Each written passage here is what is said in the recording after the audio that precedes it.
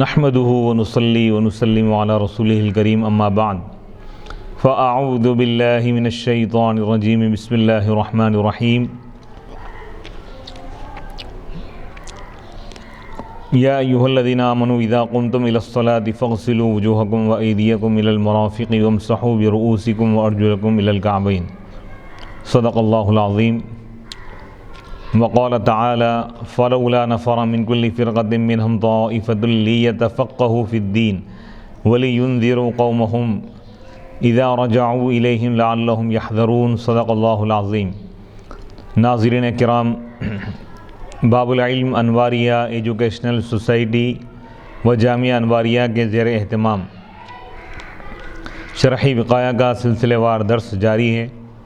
آج کی اس نشست کا آغاز باب شروط الصلاۃ سے شروع ہو رہا ہے، یعنی نماز کے شرائط اور اس کے متعلقہ احکام کو آج کی نشست میں انشاءاللہ بیان کیا جائے گا۔ باب شروط الصلاۃ، نماز کے شرائط کا بیان۔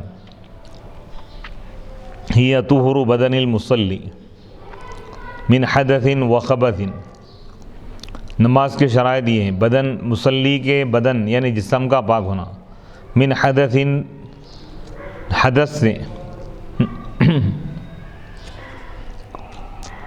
من حدث، حدث سے، حدث سے اصغر اور اکبر سے، و خبث اور نجاست سے بھی پاک ہونا۔ الحدث النجاست الحکمیہ، حدث اور خبث میں کیا فرق ہے بتا رہے ہیں۔ یہ حدث کے معنی نجاست حکمیہ، حکمی نجاست، والخبث والنجاست الحقیقیہ، خبث نجاست حقیقی کو کہتے ہیں، یعنی حکمی اور حقیقی دونوں نجاستوں سے۔ مصلی کا بدن، مصلی کے جسم کا پاک ہونا یہ شرط ہے، وثوبہ اور اس کے کپڑوں کا پاک ہونا، ومکانہ اور اس کی جگہ کا پاک ہونا، جس جگہ وہ نماز پڑھنا چاہتا ہے۔ یہ تین شرائط ہو گئے۔ چوتھی شرط ہے وہ ستر عورت ہی، اس کی عورت کا چھپا ہوا ہونا، یعنی عورت سے، یعنی قابل صدر حصہ، واجب الصدر حصے کا چھپا ہوا رہنا واجب ہے۔ یعنی مرد آدمی کے لیے ناف سے لے کر گھٹنوں کے نیچے تک یہ صدر ہے، اتنے حصے کو چھپانا واجب ہے۔ واستقبال القبلۃ، چوتھی شرط ہے قبلے کی طرف رخ کرنا۔ والنیہ، والنیت اور نیت شرط ہے، پانچویں شرط ہے۔ والعورت، یہ 6 شرائط ہو جائیں گے: بدن کا پاک ہونا، کپڑوں کا پاک ہونا، جگہ کا پاک ہونا، صدر عورت کا ہونا، استقبال قبلہ اور نیت۔ پھر اور ایک شرط یہ ہے کہ وقت کا ہونا، وقت کا ہونا بھی شرط ہے۔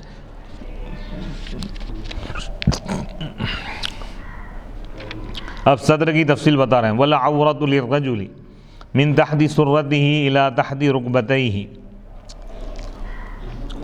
اور مرد آدمی کے لیے صدر کا حصہ من تحت سرتہ، اس کے ناف کے نیچے سے اس کے گھٹنوں کے نیچے تک، یہ صدر میں داخل ہیں، گھٹنے بھی صدر میں داخل ہیں۔ وللامد، اور باندی کے لیے مثلو ایسا ہی ہے، مع ظہرہا، لیکن اس کی پیٹھ اور اس کا پیٹ بھی صدر میں داخل ہے۔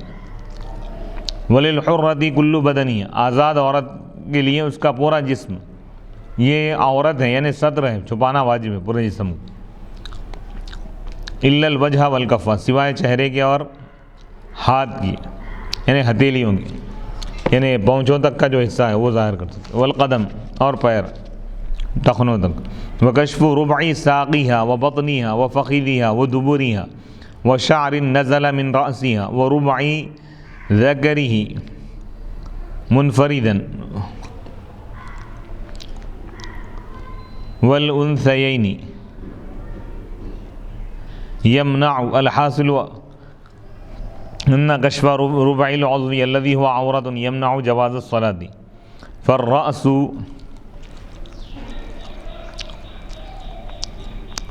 عضو والشعر النازل عضو آخر۔ وکشف ربع ساقیہ، اور اس کی بنڈلی کے چوتھائی حصے کا ظاہر کرنا، اور پیٹ کے چوتھائی حصے کا ظاہر کرنا، اور والفخذ، اور ران کے چوتھائی حصے کا ظاہر کرنا یا ظاہر ہونا، اور دبر کا چوتھائی حصہ ظاہر ہونا، اور وہ بال جو اس کے سر سے چھٹے ہوئے ہو، چوتھائی حصہ اگر ظاہر ہو بالوں کا، تو اس سے بھی نماز فاسد ہو جائے گی، نماز صحیح نہیں ہوگی۔ اور انہیں صدر کے حصے میں سے اگر چوتھائی حصہ اگر ظاہر ہو جائے تو نماز جائز نہیں ہوگی۔ وعادم مزیل النجاست صلی معہ ولم یعید، اب یہ مسئلہ بتا رہے ہیں کہ جو شخص نجاست کو دور کرنے والی چیز اگر نہ پائے، یعنی ایسی چیز جو نجاست کو دور کرتی ہے اس کے کپڑوں سے یا اس کے بدن سے، اگر ایسی چیز نہیں ہے موجود تو جب کیا کریں گے؟ جسم کو نجاست لگی ہوئی ہے یا کپڑوں کو، تو وہ رہیں کہ اگر نہیں ہے ایسی چیز جو نجاست کو دور کرے، موجود نہ ہو، صلی تو اسی کے ساتھ نماز پڑھے گا اور نماز کا اعادہ بھی نہیں کرے گا۔ فَإِن صَلَّى عَارِيًا، پس اگر وہ برہنہ اگر نماز پڑھے بغیر لباس کے، وَرُبْعُ ثَوْبِهِ، اس حال میں کہ جبکہ اس کے کپڑے کا چوتھائی حصہ پاک ہے، لم یجوز، تو یہ جائز نہیں ہے۔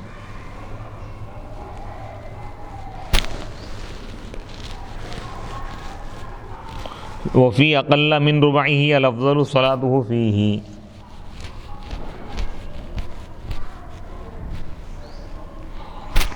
اور اس کے یعنی پاک حصہ اگر اس کے کپڑے کا چوتھائی حصے سے اگر کم ہو تو اس میں الافضل، افضل یہ ہے کہ وہ نماز پڑھے اس کپڑے کے ساتھ۔ ومن عدم،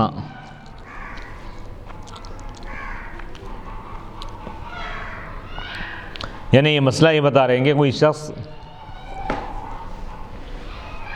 برہنہ اگر نماز پڑھے جبکہ اس کے کپڑوں کا چوتھائی حصہ پاک ہے، کپڑے پہ نجاست لگی ہوئی ہے سب جگہ لیکن اس کا چوتھائی حصہ پاک ہے، کپڑوں کے اگر 4 حصے کیے جائیں اس کے لباس کے تو 3 حصوں پر تو نجاست لگی، ایک حصہ پاک ہے، وہ ایک حصہ پاک ہے، ایسا کپڑا رکھتے ہوئے بھی اگر وہ برہنہ نماز پڑھا، کپڑے پہنے بغیر نماز پڑھا تو نماز جائز نہیں ہو سکتی، کیونکہ پاؤ کپڑا بھی اگر پاک ہے تو پورا کپڑا پاک کے حکم ہے، لہذا اس کے ساتھ نماز پڑھ سکتا ہے۔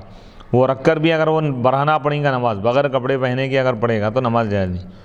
ہاں پاؤ کپڑوں سے بھی کم حصہ اگر پاک ہے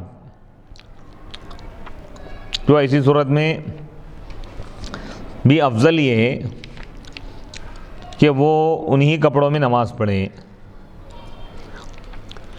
بغیر اس کے بھی پڑھ سکتا ہے لیکن کپڑوں کے ساتھ پڑھنا افضل ہے۔ ومن عدم ثوبا، جو شخص کپڑا نہ پائے، کپڑے ہی موجود نہیں ہے جس سے وہ صدر ڈھانک سکے مطلق، فصلی قائما، بس وہ کھڑے ہو کر نماز پڑھا تو جائز ہے۔ وقاعدا مؤمئا ندب، اور اگر بیٹھ کر اشارے کے ساتھ اگر نماز پڑھے گا تو یہ مستحب ہے، بہتر ہے، افضل ہے۔ وقبلۃ خائف الاستقبال جہت قدرتی، اور وہ شخص جو خوف کی حالت میں، حالت خوف میں ہے تو اس کا قبلہ کیا ہے؟ اس کی قدرت کی جہت، جدھر رخ کر سکتا ہوں ادھر رخ کر کے نماز پڑھ لے۔ فَإِن جَهِلَهَا، اور اگر وہ قبلے کی جہت سے واقف نہیں ہے کدھر ہے، وَعَدِمَ، اور نہیں پایا اس شخص کو جس سے وہ سوال کرے، کوئی شخص موجود بھی نہیں ہے وہاں پر کہ اس سے پوچھیں، تحرّا، تو وہ غور و فکر کرے گا، غور و فکر کر کے اس کا ظن غالب جس طرف جائے، جس جہت کی طرف، تو اس کی طرف رخ کر کے نماز پڑھ لیں گا۔ بعد میں اگر معلوم ہوا کہ بھئی وہ سمت قبلہ نہیں تھا، کسی اور سمت تھا، تب بھی وہ نماز کا اعادہ نہیں کرے گا، ان اخطاء، اگر وہ غلطی کرے۔ وَإِنْ عَلِمَ بِهِ مُصَلِّيًا، اگر وہ قبلے کی سمت کو اگر جان لے نماز کی حالت میں، اس حال میں کہ وہ نماز پڑھ رہا ہو، نماز سے ابھی فارغ نہیں ہوا، نماز کے اندر ہی، او تحول رأیہ، یا اس کی رائے بدل گئی دوسری جہت کی طرف جبکہ وہ نماز کی حالت میں، تو وہ گھوم جائے گا، یعنی جس کی طرف اس کی رائے بدل گئی اس کی طرف رخ کریں گا، یا نہیں تو جس سمت کا اس کو علم ہو گیا قبلے کی صحیح سمت کا، تو اسی وقت نماز کی حالت میں ہی قبلے کی طرف پلٹ جائے گا۔ ان عالم، اگر وہ جان لے خطا کو نماز کی حالت میں، یا اس کا ظن غالب بدل گیا دوسری جہت کی طرف جبکہ وہ نماز میں، تو وہ گھوم جائے گا، یعنی قبلے کی طرف رخ کرے گا۔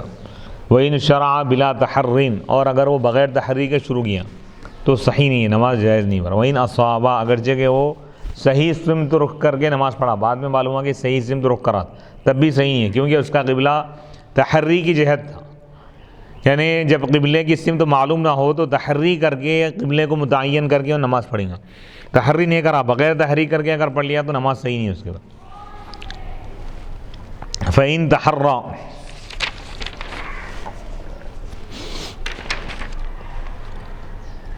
فَإِن تَحَرَّى كُلٌّ جِهَةً بِلَا عِلْمِ حَالِ إِمَامِهِمْ وَهُمْ خَلْفَهُ جَازَ لَا لِمَنْ عَلِمَ حَالَهُ أَوْ تَقَدُّمَهُ، اگر تمام لوگ مقتدیوں میں سے سب نے تحری کیا، غور و فکر کیے ایک جہت کے بارے میں اپنے امام کی حالت کو جانے بغیر، جبکہ وہ امام کے پیچھے ہے، تب نماز جائز ہے۔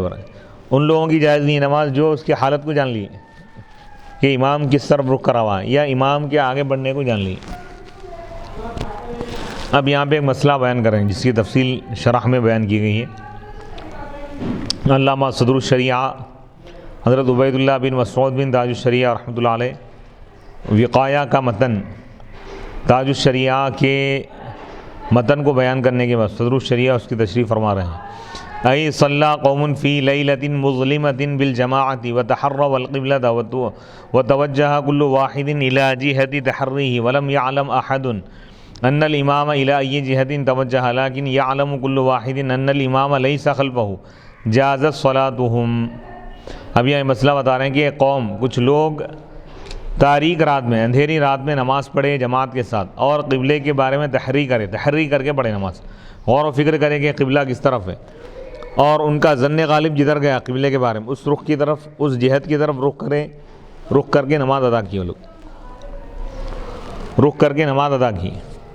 وہ توجہ، اور ہر شخص رخ کیا اس جہت کی طرف جس کی وہ تحری کیا تھا، اپنے تحری کے جہت۔ ولم یعلم، اور کوئی یہ نہیں جانا کہ امام کس جہت کی طرف ہے، امام کس طرف رخ کر کے نماز پڑھا نہیں معلوم کسی کو بھی، کیونکہ انتہائی اندھیرا چھایا ہوا ہے۔ لیکن ان میں سے ہر شخص یہ جانتا ہے کہ امام پیچھے نہیں ہے، امام جو ہے سامنے ہی ہے، تو ان سب کی نماز جائز ہے۔ اما ان علم احدهم فی الصلاۃ جہۃ توجہ الامام ومع ذلک خالفہ لا یجوز صلاتہ۔ اب بتا رہے ہیں کہ اگر ان میں سے کوئی ایک شخص بھی جان لیا نماز کی حالت میں امام کے رخ کرنے کی جہت کو، امام کی طرف رخ کیا ہوا ہے، اگر اس کو معلوم ہے اور معلوم رکھتے ہوئے بھی اس کے باوجود وہ امام کی جہت کی مخالفت کیا، امام جس طرف رخ کیا اس طرف رخ کر کے نہیں ٹھہرا، دوسری طرف رخ کیا ہوا ہے، تو اس کی نماز جائز نہیں ہے، کیونکہ امام کی مخالفت کرنا اقتداء کی صحت کو روکتا ہے، اقتداء صحیح نہیں ہوں گی۔ اسی طرح نماز فاسد ہو جائیں گے اذا علم، جب وہ جان لے کہ امام اس کے پیچھے، تو امام کے آگے بڑھنا گویا کہ نماز کا فاسد ہونا ہے۔ فقول، بس ان کا یہ قول وہم خلفہ فیہ تساہل۔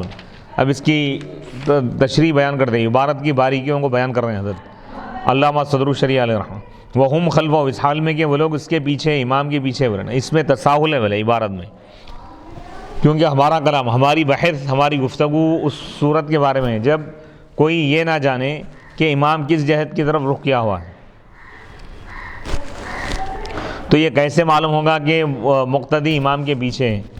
تو اس سے مراد یہ کہ انہ یعلم، کہ وہ یہ جانتا ہے کہ امام اس کے سامنے ہے، اور یہ اس بات سے عام ہے کہ وہ امام کے پیچھے ہو یا نہ ہو، کیونکہ جب امام اس کے سامنے ہوگا تو یہ احتمال ہے کہ اس کا چہرہ امام کے چہرے کی طرف ہو یا اس کے پہلو کی طرف ہو یا اس کی پیٹھ کی طرف ہو۔ وہ انما یکون، اور یقیناً وہ یعنی مقتدی امام کے پیچھے اس وقت ہوگا جبکہ اس کا چہرہ امام کے پشت کی طرف ہو، تو اس وقت امام کے رخ کی جہت، امام کے رخ کرنے کی جہت معلوم ہوگی۔ اور ہمارا یہ بحث یہ اس بارے میں نہیں ہے، مختصر کی عبارت یہ ہے، مختصر الوقایہ کی، ولا یضر جہلہ جہت امامی، اور مقتدی کا امام کی، اپنے امام کی جہت سے واقف نہ ہونا نقصان نہیں پہنچائے گا جب وہ یہ جان لے کہ امام اس کے پیچھے نہیں ہے بلکہ اس کے آگے ہے۔ او علم مخالفتہ، او علم مخالفتی،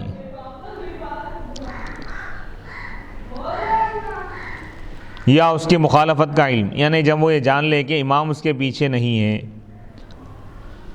وَيَصِلُ قَصْدَ قَلْبِهِ صَلَاتَهُ، بتحریمته هذا تفسیر النیہ والقصد مع لفظه افضل. نیت بھی شرط ہے. نیت کے معنی کیا ہے؟ دل کے ارادے کا نام نیت ہے.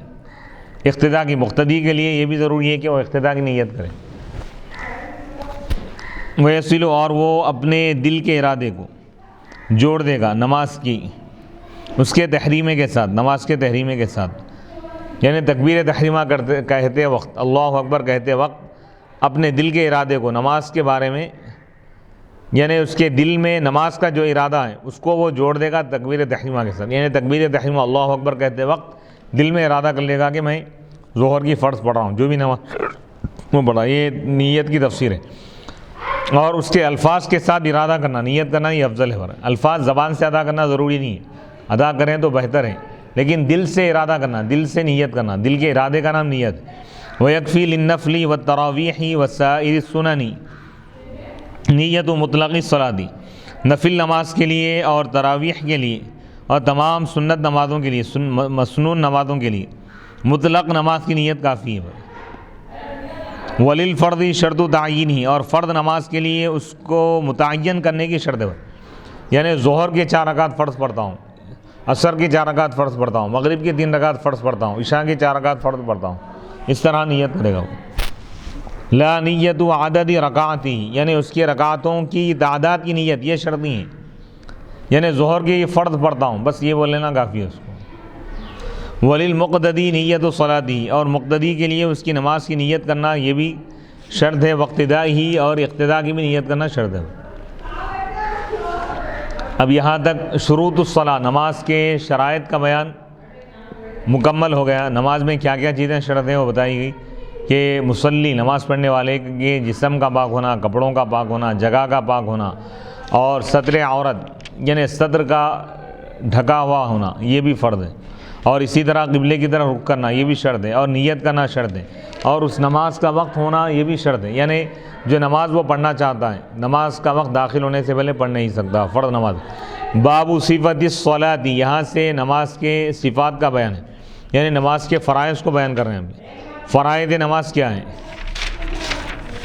فرضھا تحریمہ، نماز کا فرض، نماز میں جو چیزیں فرض ہے. التحریمہ، تکبیر تحریمہ یعنی اللہ اکبر کہنا فرض ہے. وہی قولہ، تحریمہ اس لیے کہتے ہیں حرم یحرم، تحریم کے معنی حرام کرنا. اللہ اکبر جب تکبیر تحریمہ وہ کہے گا تو نماز کے باہر جو چیزیں اس کے لیے حلال تھیں وہ تمام چیزیں حرام ہو جائیں گی. کھانا پینا حرام ہوگا، بات کرنا حرام ہوگا اس کے لیے. منافی صلاۃ، نماز کے منافی، نماز سے ہٹ کر جو کام ہے وہ کام اس کے لیے ناجائز ہو جائیں گے. وہی قول، اور اس کا یہ قول ہے اللہ اکبر کہنا. وما یقوم، اور جو اس کے قائم مقام ہیں، یعنی اللہ اکبر یا اللہ اجل، اس سے بھی نماز شروع کر سکتا ہوں. اور وہ شرط ہے ہمارے پاس اللہ تعالیٰ کے اس قول کی وجہ سے. وَذَكَرَ اسْمَ رَبِّهِ فَصَلَّى، اور وہ اپنے رب کا نام ذکر کیا اور نماز پڑھا. یعنی نماز پڑھنے کے لیے پہلے رب کا نام ذکر کرنا یہ ضروری ہے. وعند الشافعی، اور امام شافعی رحمۃ اللہ علیہ کے بعد یہ فرض ہے پر اللہ اکبر کہنا. فاما رفع الیدین، اب رہا رفع یدین، ہاتھ اٹھانا یہ تو سنت ہے. اللہ اکبر کہنا یہ فرض ہے پر ہاتھ اٹھانا یہ سنت ہے. والقیام، دوسرا فرض کیا ہے اس میں؟ قیام، کھڑا ہونا. یعنی استطاعت، ٹھہرنے کی طاقت رکھتے ہوئے بیٹھ کر نماز پڑھنا جائز نہیں ہے فرض نماز. تو فرض نماز میں قیام بھی فرض ہے. والقراءۃ، اور قرآن کی تلاوت کرنا، مطلق قرات. فقرؤوا ما تیسر من القرآن کی وجہ سے کیا قرات بھی فرض ہے. والرکوع، اور رکوع کرنا یہ بھی فرض ہے. والسجود، اور سجدہ کرنا یہ بھی فرض ہے. بالجبہتی، پیشانی کے ساتھ، یعنی پیشانی زمین پر ٹکانا یہ شرط ہے. والانف، اور ناک، وہ بھی ہی اخیرہ، اور اسی بات کو لیا گیا، یعنی اسی قول کو اختیار کیا گیا. یجوز عند ابی حنیفہ، امام اعظم ابو حنیفہ رحمۃ اللہ علیہ کے پاس جائز ہے اکتفا کرنا ناک پر، پیشانی لگائے بغیر خالی ناک پر بھی اکتفا کر سکتا ہے. عند عدم العذر، عذر کے نہ ہونے کی صورت میں. خلافاً لہما، لیکن صاحبین کا اختلاف ہے. امام ابو یوسف اور امام محمد رحمۃ اللہ علیہ فرماتے ہیں کہ پیشانی بھی ٹیکنا یہ بھی شرط ہے، ضروری ہے، اور ناک بھی ٹیکنا ضروری ہے. اور فتویٰ ان دونوں کے قول پر ہے. یعنی معتبر اور صحیح قول یہ ہے کہ شرط، سجدے کے لیے شرط ہے پیشانی زمین پر لگا دینا، ٹھکا دینا، اور ناک بھی. والقعدۃ الاخیرہ، اور کیا فرض ہے بتا رہے ہیں کہ قاعدہ اخیرہ آخری رکعت میں بیٹھنا یہ بھی شرط ہے، قدر تشہدی، تشہد کی مقدار، اتنی دیر بیٹھنا جس میں تشہد پڑھا جاتا ہے۔ والخروج، اور ساتواں فرض بتا رہے ہیں کہ خروج بصنعہ، اپنے ارادے سے نماز کو مکمل کرنا، نماز سے نکلنا۔ اب یہاں سے واجبات بتا رہے ہیں، شرائط اور فرائض کو بیان کرنے کے بعد صاحب کتاب اب اس کے شرائط اس کے واجبات کو بیان کر رہے ہیں کہ نماز میں کیا چیزیں واجب ہیں۔ وواجبها قراءۃ الفاتحہ، اب اس کے فرائض کیا ہے؟ تکبیر تحریمہ، اللہ اکبر کہنا فرض ہے، کھڑا ہونا قیام فرض ہے، قراءت قرآن پڑھنا فرض ہے، رکوع کرنا فرض ہے، سجدہ کرنا فرض ہے، 2 سجدے فرض ہے ہر رکعت میں، اور سجدے میں پیشانی اور ناک زمین پر ٹیکنا، زمین پر لگا دینا یہ بھی شرط ہے۔ اور قاعدہ اخیرہ 6واں فرض بتا رہے ہیں کہ آخری قاعدہ یہ فرض ہے، قاعدہ اولا واجب ہے لیکن قاعدہ اخیرہ فرض ہے۔ اور 7واں جو فرض ہیں خروج بصنعہ، اپنے ارادے سے نماز کو مکمل کرنا۔ اب یہاں سے واجبات بتا رہے ہیں، وواجبها، یہی واجب الصلاۃ، نماز کے واجبات یہ ہے، قراءۃ الفاتحہ، سورہ فاتحہ کا پڑھنا واجب ہے، مطلق قراءت فرض ہے اور سورہ فاتحہ واجب ہے، کیونکہ حدیث پاک میں لا صلاۃ لمن لم یقرأ بفاتحۃ الکتاب، لا صلاۃ الا بفاتحۃ الکتاب، نماز نہیں ہے مگر فاتحۃ الکتاب، سورہ فاتحہ، تو اس وجہ سے ہم اس کو واجب قرار دیتے ہیں۔ وضم سورۃ، اور سورہ کو جوڑنا، اس کے ساتھ ملانا، یعنی سورہ فاتحہ کے ساتھ کوئی اور سورہ پڑھنا یا 3 آیتیں پڑھنا یہ بھی واجب ہے۔ ورعایت الترتیب، تیسرا واجب بتا رہے ہیں، ترتیب کی رعایت کرنا، لحاظ رکھنا، فیما، ان رکعتوں میں جو مقرر، ان چیزوں میں جو مقرر ہے، جو ارکان، جیسے فیما تقرر، ای فی کل رکعت، ہر رکعت میں ترتیب کا لحاظ رکھنا ہو رہا ہے، جیسے فی الہدایہ، ہدایت میں ومراعات الترتیب فیما شرع مقررا من الافعال، یعنی ترتیب کا لحاظ رکھنا واجب ہے ان ارکان میں، ان افعال میں جو مقرر مشروع ہیں، جو دوبارہ کیے جاتے ہیں۔ وذکر فی حواشی الہدایہ، ہدایہ کے حواشی میں مذکور ہے، نقل کرتے ہوئے عن المبسوط، مبسوط کالسجدۃ، جیسا کہ سجدہ ہے، فإنه لو قام إلى الثانية بعدما سجد سجدة واحدة قبل أن يسجد الأخرى يقضيها، کیونکہ اگر وہ دوسری رکعت کی طرف ٹھہر جائے گا ایک سجدہ کرنے کے بعد، دوسرا سجدہ کرنے سے پہلے، تو وہ اس کی قضا کرے گا آخر، یعنی ایک سجدے کے بعد دوسری رکعت کی طرف اٹھنے سے پہلے دوسرا سجدہ کریں گا، ایک سجدہ کیا، اب دوسرا سجدہ کرنا ہے، ایک سجدے سے، پہلے سجدے سے سر اٹھا کے سیدھا دوسری رکعت کے لیے ٹھہر گئے، تو اب یہاں پہ ترتیب کا لحاظ رکھنا تھا، ایک سجدے کے بعد دوسرا سجدہ کرنا ہے، اس کے بعد پھر دوسری رکعت کے لیے ٹھہرنا ہے، اور یہاں پر ترتیب کو چھوڑ دیا، تو آخر میں قضا کریں گا، آخری رکعت میں 3 سجدے کر لیں گا اور سجدے سہو کریں گا، کیونکہ واجب کو چھوڑ دیا، ترتیب کا لحاظ رکھنا واجب تھا، پہلی رکعت کا سجدہ 2 سجدے پہلی رکعت میں ہی کرنا ہے، لیکن پہلی رکعت میں ایک ہی سجدہ کیا، پھر اخیر میں دوسرا سجدہ کر رہا ہوں، آخری رکعت کے سجدوں کے ساتھ ملا کے ایک جو چھوٹا ہوا جو سجدہ ہے وہ اگر کر رہا ہے، تو اب گویا کہ وہ ترتیب کو توڑ دیا، ترتیب کو ملحوظ رکھنا واجب تھا، واجب کو چھوڑ دیا تو لہذا سجدے سہو کریں گا۔ وَيَكُونُ الْقِيَامُ مُعْتَبَرًا، اور قیام معتبر ہوگا، لِأَنَّهُ لَمْ يَتْرُكْ إِلَّا الْوَاجِبَ، کیونکہ وہ نہیں چھوڑا مگر واجب کو۔ اقول، میں کہوں گا۔ اب علامہ صدر الشریعہ علیہ رحمہ ان عبارتوں کی تشریح کرتے ہوئے فرما رہے ہیں کہ قولو، ان کا یہ قول، فی ما تقرر، جو بولے دیا ترتیب کا لحاظ رکھنا اس میں جو مقرر ہے، لیسا قیدن، یہ قید نہیں ہے، ایسی قید نہیں ہے جو حکم کی نفی کو واجب کرتی ہو اس کے ما سوا سے، یعنی مقرر افعال میں ترتیب کو ملحوظ رکھنا، غیر مقرر اگر ہے تو اس میں ترتیب کو ملحوظ نہ رکھنا، ایسا ہے کیا؟ وہ مراد نہیں ہے، کیونکہ ترتیب کا لحاظ رکھنا تمام ارکان میں، ان تمام ارکان میں جو مقرر نہیں ہے ہر رکعت میں، تو اس میں بھی ترتیب کا لحاظ رکھنا واجب ہے، یعنی غیر مقرر ارکان میں بھی ترتیب کا، ہر رکعت میں مقرر نہ ہونے والے ارکان کا لحاظ رکھنا بھی، ارکان میں ترتیب کا لحاظ رکھنا بھی واجب ہے، جیسا کہ رکوع وغیرہ ہے، ایضاً جیسا کہ عنقریب آئے گا، اس کی تفصیل ہم پیش کریں گے فی باب سجود السہو، سجدے سہو کے بیان میں۔ ان سجود السہوی کے سجدے سہو واجب ہوتا ہے، یجب واجب ہوتا ہے بتقدیم رکن، کسی رکن کو پہلے ادا کرنے کی وجہ سے، الی آخریہ، یعنی کوئی رکن بعد میں ادا کرنا ہے اس کو پہلے ادا کرنا ہے، اس کی وجہ سے بھی سجدہ واجب ہوگا، تقدیم رکن کی وجہ سے یا تاخیر رکن کی وجہ سے، ترک واجب کی وجہ سے، تکرار واجب کی وجہ سے سجدہ سہو واجب ہو جاتا ہے۔ وَأَوْرَدُوا لِنَظِيرِ تَقْدِيمِ الرُّكْنِ الرُّكُوعَ قبل القراءة، اور انہوں نے مثال پیش کی رکن کو مقدم کرنے کی، مثال کے لیے رکوع کو انہوں نے پیش کیا، الرُّكُوعَ قبل القراءة، قراءت سے پہلے کوئی رکوع کر لیا، نماز شروع کیا، جیسے کوئی شخص دوسری رکعت میں ٹھہر کے اب قرآن پڑھنا ہے، سورہ فاتحہ کوئی اور سورہ پڑھنا ہے، سورہ فاتحہ بھی نہیں پڑھا، کوئی اور سورہ بھی نہیں پڑھا، قیام میں ٹھہرا، پھر رکوع میں چلے گیا، رکوع بعد میں اس کو پہلے کر لے رہا ہوں، تو اب اس کی وجہ سے بھی سجدے سہو واجب۔ وَسَجْدَةُ السَّهْوِ لَا تَجِبُ إِلَّا بِتَرْكِ الْوَاجِبِ، اور سجدے سہو واجب نہیں ہوتا مگر واجب کو چھوڑنے کی وجہ سے۔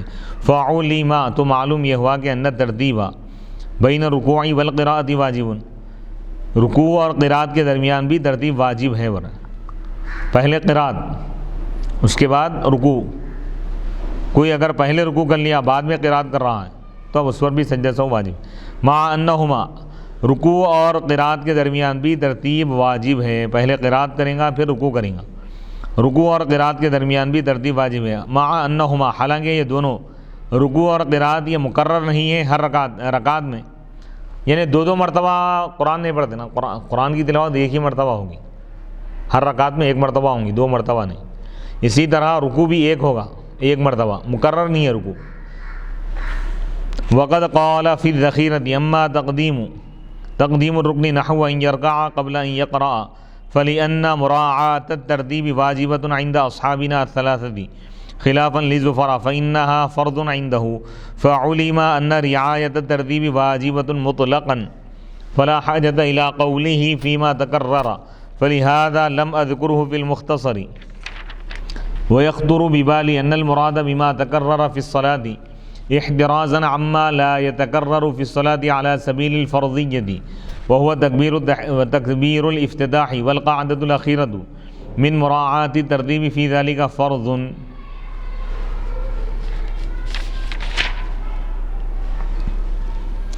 اور تحقیق صاحب ذخیرہ نے ذخیرہ میں یہ بات بیان کی، اما تقدیم الرکن، اب رہا رکن کو مقدم کرنا، جیسے کوئی شخص رکوع کرے قرآن پڑھنے سے پہلے، قراءت سے پہلے، تو کیونکہ ترتیب کی رعایت کرنا، ترتیب کا لحاظ رکھنا واجب ہے ہمارے اصحاب ثلاثہ کے پاس۔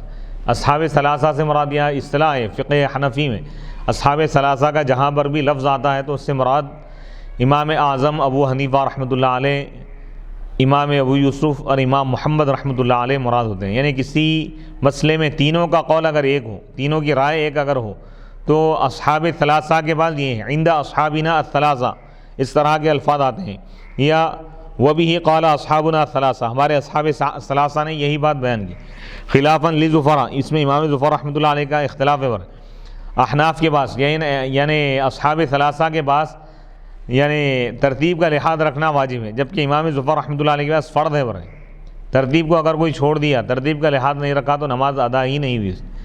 فعلما، تو معلوم یہ ہوا کہ رعایت ترتیب واجب ہے مطلقاً، مطلق طور پہ، یعنی ہر رکن میں ترتیب کا لحاظ رکھنا، ہر دو رکن کے درمیان پہلے جو رکن ادا کرنا ہے اس کو پہلے ادا کریں، جو بعد میں ادا کرنا ہے اس کو بعد میں ادا کریں، بعد والے کو پہلے والے کو بعد میں اگر کریں تو گویا کہ ترتیب کے خلاف ہوا، ترتیب کے خلاف ہوا تو سجدہ سہو واجب ہو جائے گا۔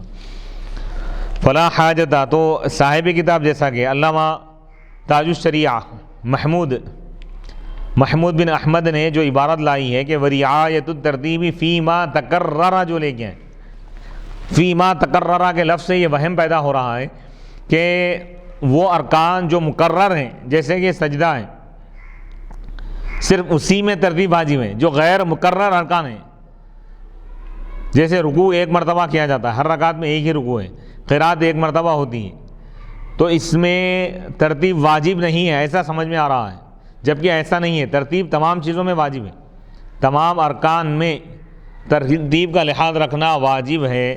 تو فلا حاجت الی قولی، تو ان کے اس قول فیما تکرر، اس کی ضرورت نہیں تھی، اور فلہذا اسی وجہ سے میں نے، علامہ صدر الشریعہ الاصغر عبید اللہ بن مسعود فرما رہے ہیں کہ میں نے اس لفظ کا، اس قید کا میں نے ذکر نہیں کیا مختصر الوقایہ میں، ویخطر ببالی، اور میرے دل میں یہ خیال آتا ہے، علامہ شارح عبید اللہ بن مسعود فرما رہے ہیں کہ میرے دل میں یہ خیال آ رہا ہے کہ فی بما تکرر، ما تکرر فی الصلاۃ سے مراد کیا ہے، یہاں پر احتراز کرنا ہے ان ارکان سے جو مقرر نہیں ہوتے نماز میں فرضیت کے طور پہ ہو رہا ہے، بطور فرض کے،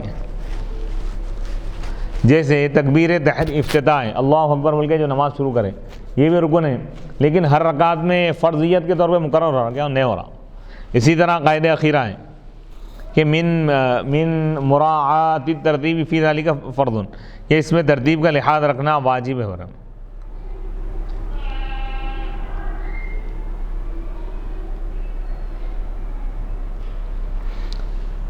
فرض والقاعدۃ الاولی، اور کیا واجب ہے بتا رہے ہیں، قاعدہ اولا واجب ہے، اگر کوئی قاعدہ اولا چھوڑ دیا، دوسری رکعت میں نہیں بیٹھا، تیسری رکعت کے لیے ٹھہر گیا، تین رکعت والی نماز میں یا 4 رکعت والی، تو اب آخر میں سجدہ سہو کرے گا۔ والتشہد، اور تشہد کا پڑھنا یہ بھی واجب ہے۔ ان ذکر فی الذخیرہ ان القاعدۃ الاولی سنۃ والثانیۃ واجبۃ، یا والثانیۃ واجبۃ، وفی الہدایۃ ان قراءۃ التشہد فی القاعدۃ الاولی سنۃ وفی الثانیۃ واجبۃ، لیکن المصنف لم یأخذ بہذا لأن قوله علیہ السلام لابن مسعود رضی اللہ تعالیٰ عنہ قل التحیات للہ لا یوجب الفرق فی قراءۃ التشہد فی الاولی والثانیہ بل یوجب الوجوب فی کلیہما، ولما كانت القراءۃ فی القاعدۃ الاولی واجبۃ كانت القاعدۃ الاولی ایضا واجبۃ لا سنۃ، ولفظ السلام خلافا للشافعی فإنه فرض عنده۔ واجبات کا ذکر کرتے ہوئے فرما رہے ہیں کہ والقاعدۃ الاخیرہ، والقاعدۃ الاولی، پہلا قاعدہ بھی واجب ہے، والتشہد، اور تشہد بھی واجب ہے۔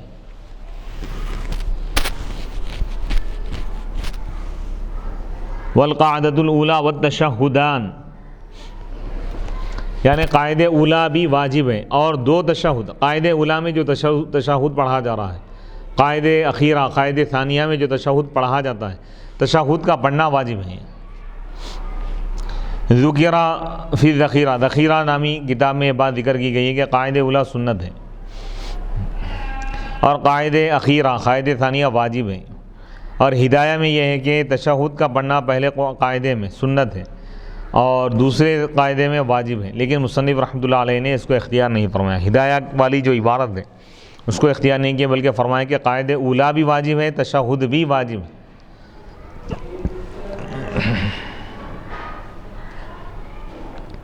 جیسے صاحب کتاب یعنی صاحب ہدایہ میں ہے کہ پہلے قاعدے میں تشہد کا پڑھنا سنت ہے، دوسرے میں واجب ہے، لیکن مصنف رحمۃ اللہ علیہ کے پاس تشہد کا پڑھنا دونوں میں واجب ہے، دونوں قاعدوں میں۔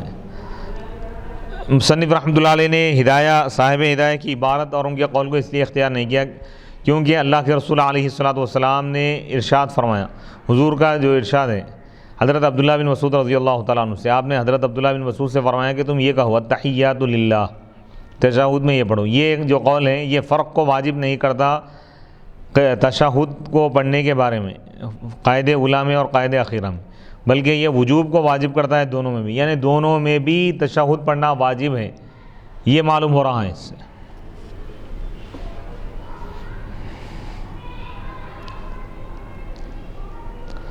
ولما كانت القراءۃ، اور جب تشہد کا پڑھنا واجب ہے پہلے قاعدے میں تو قاعدہ اولا بھی واجب ہوگا نہ کہ سنت۔ ولفظ السلام، اور کیا واجب ہے بتا رہے ہیں، لفظ سلام کہنا، یعنی نماز کو السلام علیکم یہ الفاظ سے ختم کرنا، مکمل کرنا، یہ واجب ہے۔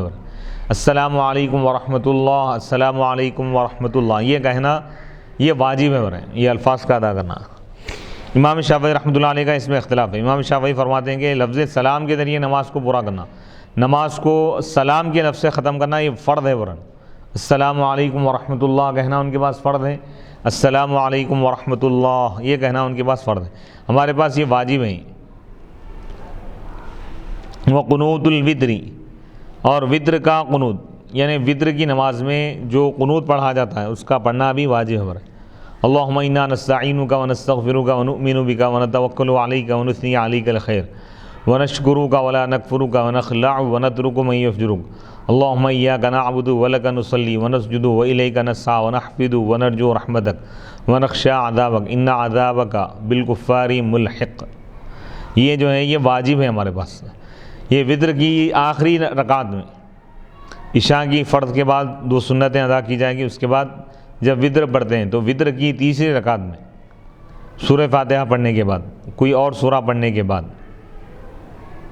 رکوع میں جانے سے پہلے اللہ اکبر کہے گا اور ہاتھ باندھیں گے، باندھ کے اس کے بعد دعائے قنوت پڑھیں گے۔ دعائے قنوت مکمل کرنے کے بعد رکوع میں جائیں گے۔ تو یہ جو قنوت جو پڑھا جاتا ہے یہ بھی واجب ہے۔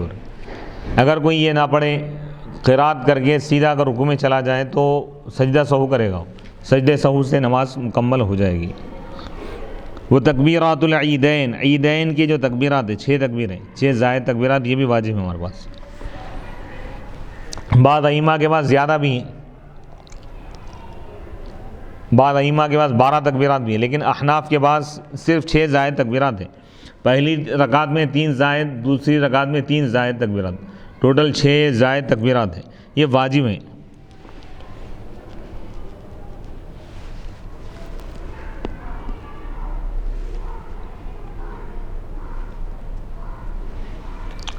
وتعیین الاولین، اور پہلی 2 رکعتوں کو متعین کرنا قرات کے لیے واجب ہے۔ یعنی کیا مطلب؟ فرض نماز کی پہلی 2 رکعتوں میں سورہ فاتحہ ضم سورہ پڑھنا، اور پہلی 2 رکعتوں کو اس کے لیے متعین کر دینا، یعنی اسی میں پڑھنا، متعین کرنا اس کے لیے، یہ کیا ہے؟ واجب ہے۔ کوئی پہلی 2 رکعتوں میں اگر قرات نہ کرے، آخری 2 رکعتوں میں کر لیں تو گویا کہ واجب چھوڑ دیا، سجدہ سہو واجب ہوگا اس پر۔ وتعدیل الارکان، وتعدیل الارکان، اور ارکان کو اطمینان کے ساتھ ادا کرنا، یعنی اطمینان سے قیام میں ٹھہرنا، اطمینان سے رکوع کرنا، اطمینان سے سجدہ کرنا، سجدے کرنا، اطمینان سے قاعدے میں بیٹھنا، تمام ارکان کو اچھی طرح سکون کے ساتھ ادا کرنا، یہ واجب ہے۔ خلاف للشافعی، اس میں امام شافعی رحمۃ اللہ علیہ کا اختلاف ہے، وہ ابی یوسف، اور امام ابو یوسف رحمۃ اللہ علیہ کا اختلاف ہے۔ فإنہ فرض عندہما، کیونکہ یہ ان دونوں کے پاس، امام ابو یوسف اور امام شافعی کے پاس، تعدیل ارکان فرض ہیں۔ اگر کوئی تعدیل ارکان نہ کرے تو نماز ہی ادا نہیں ہوگی، ہمارے پاس ادا تو ہو جائے گی لیکن ناقص رہے گی۔ وہو الاطمینان، تعدیل سے مراد کیا ہے؟ رکوع اور سجدے میں اطمینان کو اختیار کرنا، اچھی طرح اطمینان سکون سے رکوع ادا کرنا، رکوع سجدہ کرنا۔ وقدر بمقدار تسبیحۃ، اور اس کو مقرر کیا گیا 1 تسبیح کی مقدار، کم از کم 1 تسبیح کی مقدار اطمینان اور یعنی رکوع اور سجدے میں رہنا، یہ فرض ہے۔ وقضا الاطمینان، اور اسی طرح اطمینان کو اختیار کرنا رکوع اور سجدوں کے درمیان، قومے میں ٹھہرے ہوئے سکون سے ٹھہرنا، یعنی رکوع سے سر نہیں اٹھائے کہ سجدے میں چلے آ رہے۔ وبین السجدتین، اور 2 سجدوں کے درمیان بھی اطمینان کو اختیار کرنا چاہیے، یہ واجبات ہیں۔ والجہر والاخفاء فیما یجہر ویخفى وسن غیرہما او ندب ای ما عدا الفرائض والواجبات اما سنت او مندوب۔ وعند الشافعی لا فرق بین الفرض والواجب على ما عرف فی اصول الفقہ، فعنده افعال الصلاة اما فرائض او سنن او مستحبات۔ والجہر، اور بلند آواز سے قرآن پڑھنا، اور فیما یجہر، ان نمازوں میں جس میں بلند آواز سے پڑھنا چاہیے۔ والاخفاء، اور آہستہ پڑھنا، ان نمازوں میں جس میں آہستہ پڑھا جاتا ہے۔ سری نمازوں میں سری طور پہ پڑھنا، جہری نمازوں میں بالجہر پڑھنا، یہ واجب ہے۔ سری نمازیں 2 ہی ہیں، ظہر اور عصر، مغرب عشاء اور فجر، یہ 3 نمازیں جہری ہیں، تو اس میں بلند آواز سے جہری نمازوں میں جہر سے پڑھنا واجب ہے، سری نمازوں میں سر سے پڑھنا واجب ہے۔ جہری نمازوں میں کوئی آہستہ پڑھا تو گویا کہ واجب کو چھوڑ دیا، سجدہ سہو کرے گا۔ سری نمازوں میں کوئی بلند آواز سے پڑھا تو واجب کو چھوڑ دیا، گویا کہ وہ اب سجدہ سہو کرے گا۔ وسن غیرہما، اور ان دونوں کے علاوہ یہ سنت ہے یا تو مستحب ہے، ای ما عدا الفرائض، یعنی وہ سننا غیرہما کا مطلب یہ ہے کہ اب فرائض نماز کا ذکر کر دی، واجبات کا ذکر کر دی، فرائض نماز اور واجبات نماز کے علاوہ جو چیزیں ہیں اب وہ یا تو سنت ہوں گی یا تو مستحب ہوں گی۔ امام شافعی رحمۃ اللہ علیہ کے پاس کوئی فرق نہیں ہے فرض اور واجب کے درمیان پر ہے، فرض اور سنت ہے ان کے پاس، ہمارے پاس فرض اور واجب ہے اور سنت بھی ہے ہمارے پاس،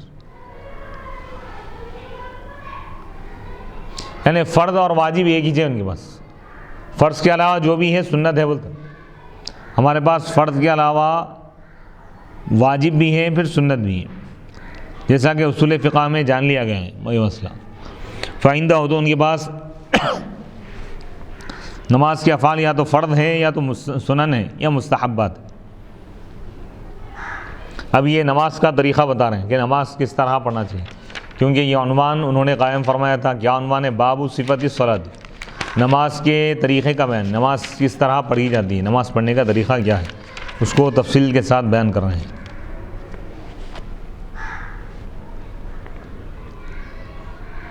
فإذا أراد الشروع كبر حاذفا بعد رفع يديه، المراد بالحذف ألا يأتي بالمد في همزة الله ولا في باء أكبر غير مفرج أصابعه ولا ضام، بل يتركها على حالها ماسا بإبهاميه شحمتي أذنيه، والمرأة ترفع حذاء منكبيها فإن أبدل التكبير بالله أجل أو أعظم أو الرحمن أكبر أو لا إله إلا الله أو بالفارسية أو قرأ بها بعذر أو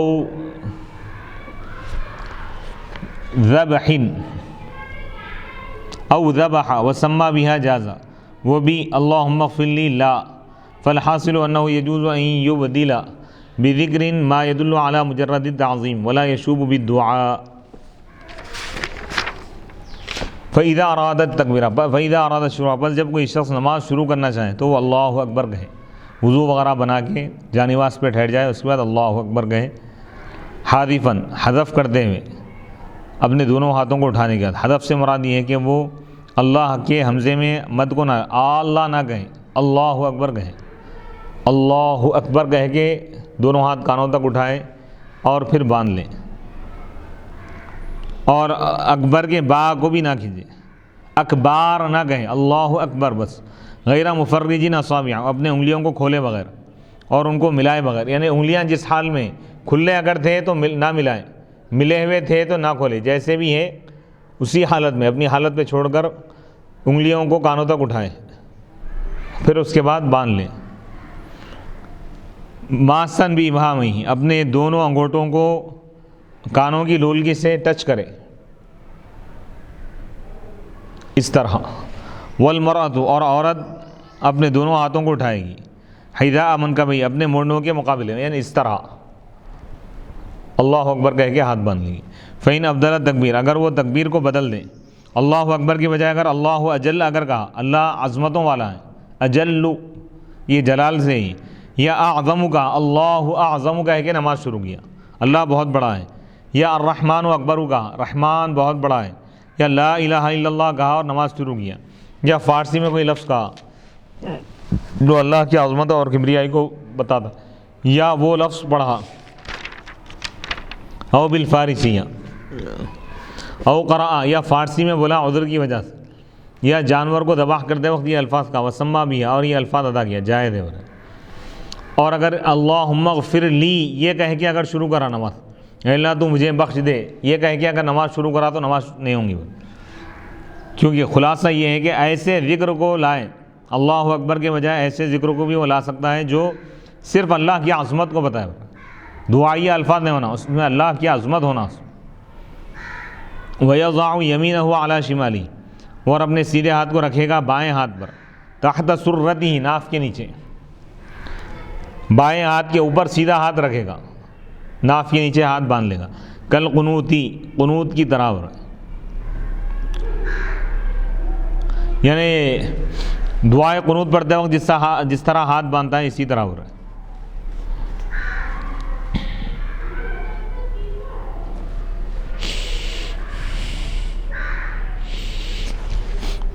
کل قنوت یعنی قنوت کے وقت، قنوت وطر پڑھتے وقت ہاتھ باندھ کے رہنا ہے اپنے بس. نماز جنازہ میں بھی اسی طرح ہاتھ باندھنا ہے. وہ صلاۃ الجنازہ اور نماز جنازہ میں وَيُرْسِلُ فِي قَوْمَةِ الرُّكُوعِ، اور وہ اپنے ہاتھوں کو چھوڑ دے گا رکوع کے قومے میں، رکوع سے اٹھتے وقت دونوں ہاتھوں کو چھوڑ دے گا، ہاتھ نہیں باندھے گا. وَبَيْنَ تَكْبِيرَاتِ الْعِيدَيْنِ، اور عیدین کی تکبیرات کے درمیان بھی دونوں ہاتھوں کو کانوں تک اٹھائے گا اور چھوڑ دے گا تکبیرات کے وقت، ہاتھ باندھے گا نہیں. فالحاصل، خلاصہ یہ ہے کہ ان کل قیام فیہ ذکر مسنون ففیہ الوضع وکل قیام لیس کذا ففیہ الارسال. خلاصہ کلام یہ ہے کہ ہر وہ قیام جس میں کوئی مسنون ذکر ہے تو اس میں ہاتھ کو رکھنا ہے، یعنی ہاتھ باندھنا ہے. وہ قیام جس میں کوئی مسنون ذکر ہے تو اس میں ہاتھ باندھنے کا، اور ہر وہ قیام جس میں کوئی مسنون ذکر نہیں ہے تو ہاتھ چھوڑ دیں گا.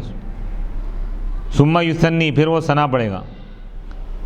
ولا یوجہ، اور انی وجہت نہیں پڑھیں گا. نماز شروع کرنے سے پہلے انی وجہت پڑھ لیں گا، جانواز پہ ٹھہر کر انی وجہت وجہی للذی فطر السماوات والارض حنیفا وما انا من المشرکین یہ پڑھے گا.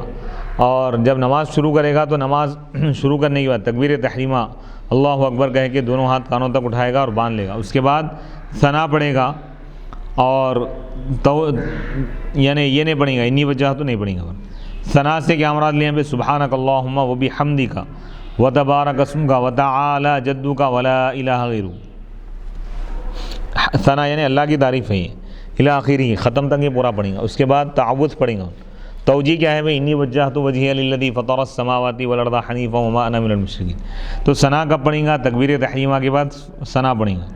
ویتعوذ للقراءہ، اور قراءت کے لیے اعوذ باللہ پڑھیں گا. اعوذ باللہ من الشیطان الرجیم بسم اللہ الرحمن الرحیم پڑھ کے پھر سورہ فاتحہ پڑھیں گا. لا للثنا، ثنا کے لیے تعوذ نہیں پڑھیں گا، ثنا سے پہلے اعوذ باللہ نہیں پڑھیں گا. اراد المختار ان التعوذ تبع للقراءة لا تبع للثناء. پسندیدہ بات معتبر قول یہ ہے کہ تعوذ قراءت کے تابع. اعوذ باللہ کب پڑھیں گے؟ قرآن اگر پڑھنا چاہے تو. جیسا قرآن پاک میں اللہ تعالیٰ فرمایا اعوذ باللہ من الشیطان الرجیم بسم اللہ الرحمن الرحیم فاذا قرأت القرآن فاستعذ باللہ من الشیطان الرجیم. بس جب تم قرآن پڑھنے کا ارادہ کرو تو اللہ کی پناہ مانگو، اللہ کی پناہ میں آ جاؤ شیطان مردود سے. تو تعوذ قراءت قرآن کے تابع ہے. جب قرآن پڑھنا ہو تو اعوذ باللہ پڑھیں گے، دعاؤں کے لیے اعوذ باللہ نہیں پڑھیں گے، ثنا سے پہلے اعوذ باللہ نہیں پڑھیں گے. فیقولہ المسبوق للمؤتم بناء علی ان المسبوق یقرأ ولا یثنی فیتعوذ والمؤتم یثنی ولا یقرأ فلا یتعوذ. وَأَمَّا مَنْ جَعَلَهُ تَبْعًا لِلثَّنَاءِ فَالْحُكْمُ عِنْدَهُ عَلَىٰ عَكْسِ مَا ذُكِرَ. المختار پسندیدہ بات یہ ہے کہ ان تعوذ، کہ تعوذ یعنی اعوذ باللہ من الشیطان الرجیم پڑھنا یہ تابع ہے قراءت کے. یعنی جہاں قراءت کرنا ہو تو وہاں پہ اعوذ باللہ پڑھیں گے، جہاں قراءت نہیں ہے ثنا وغیرہ پڑھنا ہے تو ثنا سے پہلے اعوذ باللہ نہیں پڑھیں گے. فیقول بس تعوذ کہے گا مسبوق، یعنی تعوذ پڑھے گا کون؟ مسبوق، وہ شخص جس سے کوئی رکعتیں چھوٹ گئی. جیسے کوئی شخص نماز میں اس وقت شامل ہوا جب ایک رکعت ہو گئی، دوسری رکعت میں آیا، امام صاحب سلام پھیرنے کے بعد اب وہ کھڑا ہو جائے گا، کھڑا ہو کر پہلی رکعت جو اس کی چھوٹ گئی ہے وہ پڑھے گا، تو وہ اعوذ باللہ پڑھیں گا کیونکہ اس کو قراءت کرنا ہے. للمؤتم مقتدی نہیں پڑھیں گا برس، یعنی جو شروع نماز سے امام کے ساتھ شامل ہے تکبیر تحریمہ کے ساتھ، پہلی رکعت سے جو امام کے ساتھ شامل ہے، امام صاحب اللہ اکبر بولے تکبیر تحریمہ، تو یہ شخص بھی اللہ اکبر کہہ کر دونوں ہاتھ کانوں تک اٹھایا اور باندھ لیا، ثنا پڑھ کے رک جائیں گے، اعوذ باللہ نہیں پڑھیں گا. کیوں؟ کیونکہ اس کو قراءت کرنا نہیں ہے، امام کا پڑھنا مقتدی کا پڑھنا ہے. جب قراءت کرنا ہی نہیں ہے تو اعوذ باللہ پڑھنا بھی اس کے لیے ضروری نہیں ہے. بنا اس بنا پر کے مسبوق پڑھے گا قرآن، تو لہذا ولا یثنی، اور وہ ثنا نہیں پڑھے گا. فیتعوذ، بس وہ قراءت کے لیے تعوذ پڑھے گا، اعوذ باللہ من الشیطان الرجیم پڑھیں گا. والمؤتم، البتہ مقتدی کیا ہے؟ ثنا پڑھیں گا. مقتدی جو شروع نماز سے اور وہ قرآن نہیں پڑھتا تو لہذا وہ تعوذ بھی نہیں پڑھے گا. وَأَمَّا مَنْ جَعَلَهُ تَبْعًا لِلثَّنَاءِ، اب رہے وہ لوگ، وہ ائمہ جنہوں نے اس کو یعنی تعوذ کو ثنا کے تابع کر دیا. ثنا پڑھنا اگر ہے تو اس سے پہلے اعوذ باللہ پڑھنا پڑے گا.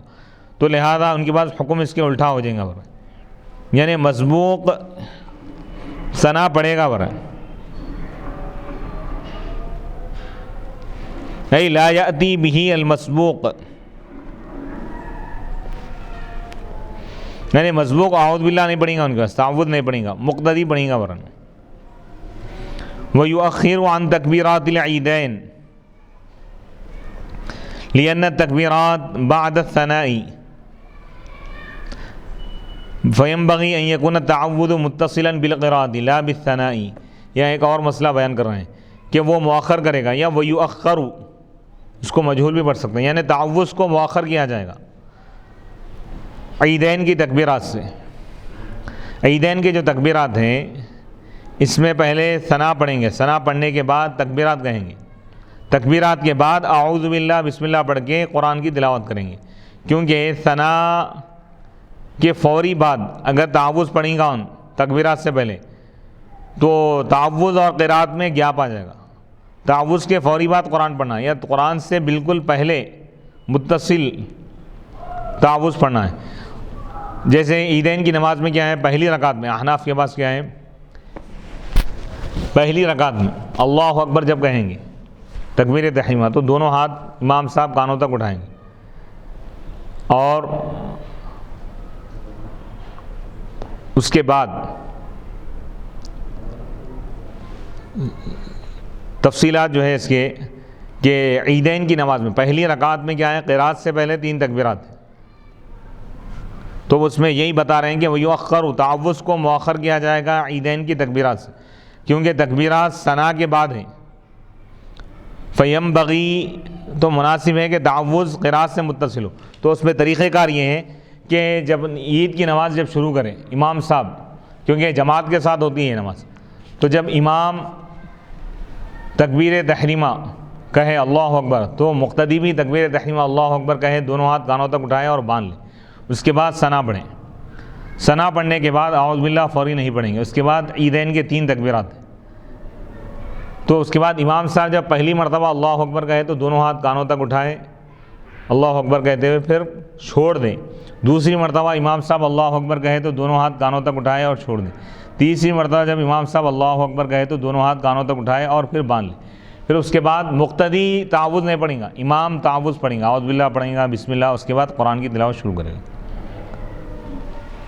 دوسری رکعت میں قرات کے بعد سورہ فاتحہ کوئی اور سورہ پڑھنے کے بعد یا 3 آیتیں پڑھنے کے بعد رکوع میں جانے سے پہلے امام صاحب جب پہلی مرتبہ اللہ اکبر کہیں تو دونوں ہاتھ کانوں تک اٹھائے اور چھوڑ دے، دوسری مرتبہ اللہ اکبر کہے تو دونوں ہاتھ کانوں تک اٹھائے اور چھوڑ دے، تیسری مرتبہ اللہ اکبر کہے تو دونوں ہاتھ کانوں تک اٹھائے چھوڑ دے، چوتھی مرتبہ اللہ اکبر کہے تو ہاتھ نہ اٹھائے بلکہ رکوع میں چلے جائیں۔ اس طرح یہ عید کی نماز کا طریقہ ہے۔ تو اس میں بتا رہے ہیں کہ عیدین کی نماز میں کیا ہے، ثنا کے فوری بعد تعوذ نہیں پڑھیں گا، تکبیرات سے اس کو مؤخر کیا جائے گا، تکبیرات کے بعد تعوذ پڑھا جائیں گا، تکبیرات سے پہلے نہیں۔ وہ یؤخر اور تعوذ کو مؤخر کیا جائے گا عن تکبیرات العیدین، عیدین کی تکبیرات سے، لأن تکبیرات کیونکہ تکبیرات ثنا کے بعد ہوں گی۔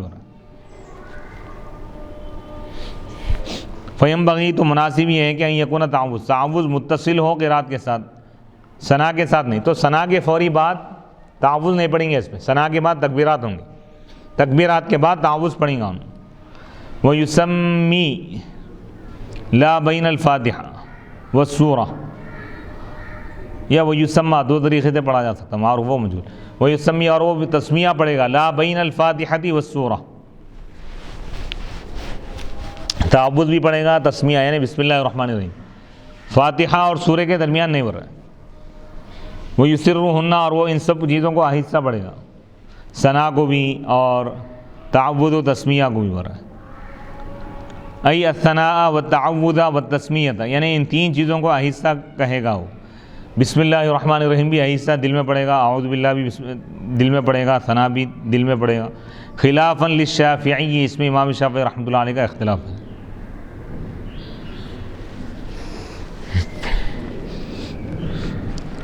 فی التسمیۃ بناء علی، یعنی تسمیہ کے بارے میں بسم اللہ الرحمن الرحیم ان کے پاس بلند آواز سے پڑھتے ہیں، بنان اس بنا پر اعلیٰ انہو آیت من الفاتحہ عندہ کہ امام شافعی رحمۃ اللہ علیہ کے پاس تسمیہ سورہ فاتحہ کی ایک آیت ہے، لا عندنا ہمارے پاس نہیں ہے۔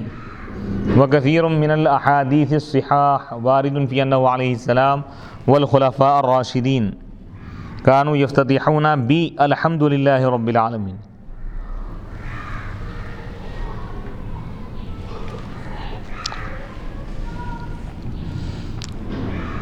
بہت ساری صحیح حدیثیں وارد ہیں اس بارے میں کہ اللہ کے رسول علیہ الصلوۃ والسلام اور خلفائے راشدین یعنی حضرت سیدنا ابو بکر صدیق رضی اللہ تعالیٰ عنہ، حضرت سیدنا عمر بن خطاب رضی اللہ تعالیٰ عنہ، حضرت سیدنا عثمان غنی رضی اللہ تعالیٰ عنہ، حضرت سیدنا علی مرتضیٰ رضی اللہ تعالیٰ عنہ، یہ سب نماز کا آغاز کرتے تھے الحمدللہ رب العالمین، یعنی بالجہر، جہری قرات، جہری نمازوں میں جب نماز میں جب قرآن شروع کرتے تلاوت تو الحمدللہ سے شروع کرتے تھے۔ اگر یہ بسم اللہ سورہ فاتحہ کا اگر جز ہوتا تو وہ لوگ بلند آواز سے بسم اللہ پڑھتے تھے، بلند آواز سے بسم اللہ پڑھنا ثابت نہیں ہے، تو لہذا سورہ فاتحہ میں بسم اللہ داخل نہیں ہو رہا،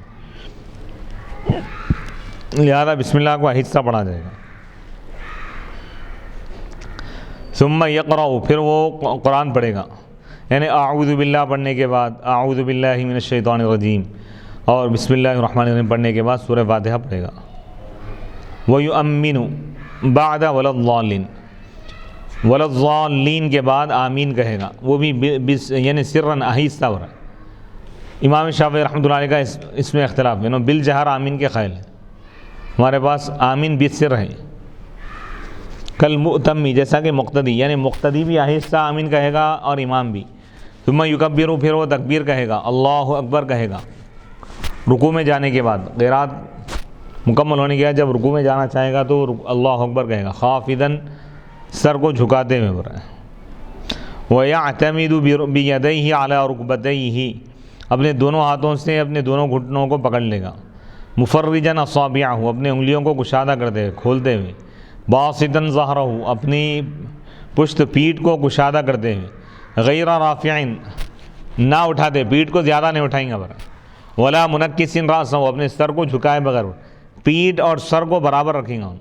وہ یسبح ثلاثاً، اور رکوع میں 3 مرتبہ تسبیح کہے گا، یعنی سبحان ربی العظیم، سبحان ربی العظیم، سبحان ربی العظیم، میرا عظیم عظمتوں والا رب پاک ہے، یہ تسبیح پڑھے گا۔ وہ ادنا، اور یہ کم از کم مقدار ہے، 3 مرتبہ تسبیح کہنا یہ کم از کم مقدار ہے۔ ثم یسمع، پھر وہ سمیع اللہ لمن حمیدہ کہے گا، ای یقول، یعنی وہ کہے گا رکوع سے سر اٹھاتے ہو، سمیع اللہ لمن حمیدہ، اللہ سن لیا اس کی جو اس کی تعریف کیا، رافعا رأسہ، اپنا سر اٹھاتے ہوئے کہے گا، ویکتفی بھی، اور وہ ویکتفی بھی الامام، اور تسمیع پر اکتفا کرے گا امام، یعنی امام صرف سمیع اللہ لمن حمیدہ کہے گا، ربنا ولک الحمد نہیں کہے گا۔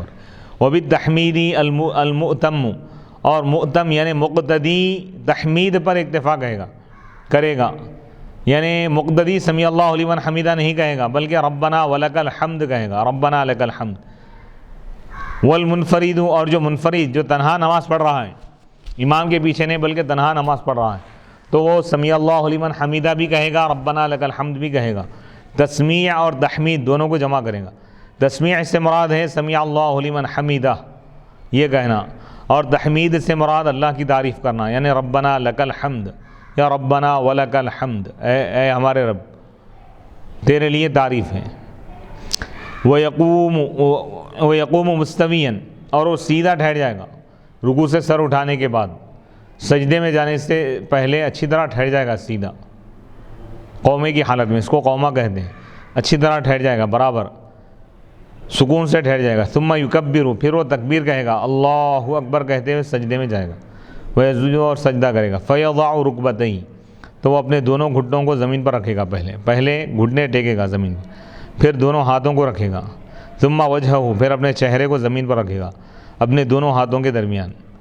ویدیہ، اور اپنے ہاتھوں کو رکھے گا حذاء اذنیہ، اپنے یعنی کانوں کے برابر، کانوں کے مقابل میں، ایسا کانوں کے برابر ہاتھوں کو رکھے گا۔ اور ضامن اصابعہ، اپنے ہاتھوں کی انگلیوں کو پھیلا دے گا، یعنی ملا لے گا، قریب کر لے گا۔ مبدیئا ضبعیہ، اپنے بازوؤں کو ظاہر کر دے، یہ جو بازو ہے اس کو ظاہر کر دے، ایسا قریب نہیں کرے گا۔ مجافین بطنہ ہو، اپنے پیٹ کو دور رکھے گا، عن انفخذیہ، اپنے رانوں سے۔ موجہن اصابع رجلہ، اپنے پیروں کی انگلیوں کا رخ کرے گا قبلے کی طرف، یعنی پیروں کی انگلیوں کو بھی زمین پر ٹیک دے گا، زمین سے نہیں اٹھائیں گا ان، اور اس کا رخ قبلے کی طرف کریں گا، یعنی سجدے کا طریقہ بتا رہے ہیں۔ ویسبح فیہ، اور اس میں سجدے میں 3 مرتبہ تسبیح سبحان ربی الاعلیٰ پڑھے گا، میرا بلند و بالا، انتہائی بلندیوں والا رب پاک ہے، سبحان ربی الاعلیٰ، سبحان ربی الاعلیٰ 3 مرتبہ کہے گا۔ یہ سجدے کا طریقہ اس میں بتایا گیا۔ فَإِن سَجَدَ عَلَى كُورِ عِمَامَتِهِ أَوْ فَاضِلِ ثَوْبِهِ أَوْ شَيْءٍ يَجِدُ حَجْمَهُ، اگر وہ سجدہ کریں اپنے امامے کے کور پر، امامے کی پٹی پر، اگر پھیریوں پہ اگر سجدہ کریں، یعنی پیشانی اگر زمین کو نہیں لگ رہی بلکہ شملہ اگر آ جا رہا اس، او فاضل ثوب، یا اپنے کپڑے کے زائد حصے پر، یا ایسی چیز جس کی سختی کو وہ پاتا ہے اور اس کی پیشانی اس پر ٹکتی ہے تو جائز ہے، زمین پر ٹکنا، کسی چیز پر ٹکنا، اور اگر نہ ٹکے تو جائز نہیں ہے۔ وَقَذَا لَوْ سَجَدَ، اسی طرح اگر وہ سجدہ کرے زحام کی وجہ سے، اس شخص کی پیٹھ پر، یصلی جو نماز پڑھ رہا ہو اس کی نماز، نہ کہ وہ اس شخص کی پیٹھ پر جو اس کی نماز نہیں پڑھ رہا ہے، یعنی لا علی ظہری من لا یصلی صلاۃہ وہو اما اللہ یصلی اصلا او یصلی ولکن لا یصلی صلاۃہ۔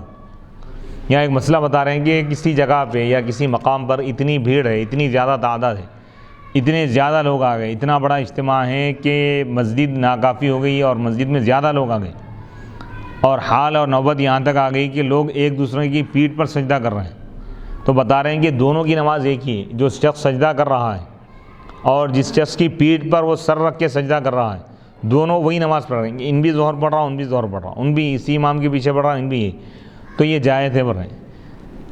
اگر جس کی پیٹھ پر ان نماز پڑھ رہا رک، یعنی اپنی پیشانی رکھ کر یا سر رکھ کر، ان دوسری نماز پڑھ رہا، ان نفل پڑھ رہا، ان فرض پڑھ رہا، تو اب یہ سجدہ صحیح نہیں ہو رہا، یا ان نماز پڑھ رہا ہی نہیں، خالی ایسا لیٹا ہوا ہے، تو ان اس کے پیٹھ پر اپنی سر رکھ کے اگر نماز سجدہ کر رہا تو صحیح نہیں ہو رہا۔ وَالْمَرْأَةُ تَنْخَفِضُ وَتُلْزِقُ بَطْنَهَا بِفَخِذَيْهَا وَيَرْفَعُ رَأْسَهُ، اب یہاں سے بتا رہے ہیں عورت کے سجدہ کرنے کا طریقہ الگ، عورت یعنی سکڑ جائے گی اور اپنے پیٹ کو اپنے رانوں سے جوڑ لے گی۔ وَيَرْفَعُ رَأْسَهُ، اب یہاں سے الگ مسئلہ ہے، آدمی اپنے سر کو بلند کرے گا، سر کو اٹھائے گا اللہ اکبر کہتے ہوئے، سجدے سے اٹھتے وقت بتا رہے ہیں، سجدے سے سر اٹھاتے ہوئے اللہ اکبر کہے گا اور اچھی طرح بیٹھ جائے گا، جلسہ بولتے اس کو، 2 سجدوں کے درمیان جو بیٹھے گا اس کو جلسہ کہا جاتا ہے۔ جلسے میں یعنی 2 سجدوں کے درمیان پہلے سجدے سے سر اٹھا کر اچھی طرح بیٹھ جائے گا سکون سے، پھر اللہ اکبر کہتے ہوئے سجدہ کرے گا اطمینان کے ساتھ، وَيُكَبِّرُ، پھر اللہ اکبر کہتے ہوئے سجدے سے سر اٹھائے گا، وَيَرْفَعُ رَأْسَهُ، تو پہلے اپنا سر اٹھائے گا، سجدے سے اٹھتے وقت کا طریقہ ہوتا ہے، اولاً پہلے، ثم یدیہ، پھر اپنے دونوں ہاتھوں کو اٹھائے گا، پھر اپنے گھٹنوں کو اٹھائے گا، وَيَقُومُ مُسْتَوِيًّا، اور سیدھا کھڑا ہو جائے گا، بلا اعتماد علی الارض، زمین پر ٹیک لگائے بغیر، یعنی زمین پر ہاتھ ٹیکتے ہوئے نہیں اٹھائے بغیر، مکروہ ہے یہ، ولا قعود، بیٹھے بغیر، سجدے سے اٹھ کے تھوڑی دیر بیٹھ جا رہے ہیں اس کے بعد رکعت کی طرف جا رہے ہیں، تو یہ غلط ہے، وفیہ خلاف الشافعی، اس میں امام شافعی رحمۃ اللہ علیہ کا اختلاف ہے۔ وَيُسَمَّى جلسۃ الاستراحہ والرکعۃ الثانیۃ کالأولیٰ، اب اس کا نام جلسہ استراحت بھی رکھا جاتا ہے، یعنی پہلی رکعت میں دوسرا سجدہ کر کے، دوسرے سجدے سے، پہلی رکعت کے دوسرے سجدے سے سر اٹھا کے بیٹھ جانا، فوراً دوسری رکعت کی طرف نہ جانا، تھوڑی دیر بیٹھ جانا آرام کے لیے، تو یہ جلسہ استراحت ہے، تو یہ احناف کے پاس مکروہ ہے، صحیح نہیں ہے، یہ شافعی کے پاس جلسہ استراحت جائز ہے۔ فَإِنَّهُ يَقُولُ بِأَفْضَلِيَّةِ الِاعْتِمَادِ وَالْقُعُودِ،